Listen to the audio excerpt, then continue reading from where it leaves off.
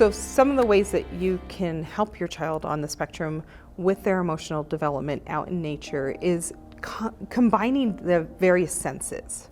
One of the ways that you can do that is by providing different smells that are natural smells out and about while you guys are maybe on one of your trail walks. So they have the smell, but then you add either an auditory, so something that they hear, or something that they can touch, right? And so one of the examples I do with children is we'll find a bird's feather.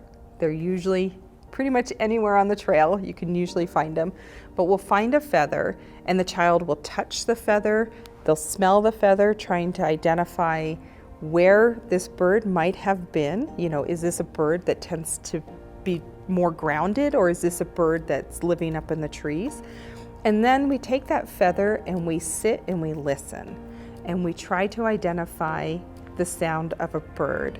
And if we find that sound and we hear that sound, then we can journal it or we can talk about it, and we can create this emotional attachment to that sound by talking about how that bird sound made us feel. When a child is involved in their exploratory play within nature, we find that it's one of the first chances they've had that day to really breathe. And those breaths are very restorative for them.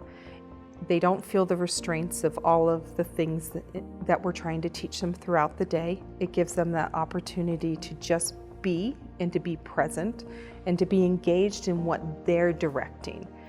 And so a lot of the times when I take children out into nature that are on the spectrum, the first thing I work on with them is to get them to take those deep breaths right as they explore or walk out into nature. So if we're going on a nature walk, we get out of the car, we head to the trailhead, we stand there, and we all take 3 deep restorative breaths. Then we're ready to go.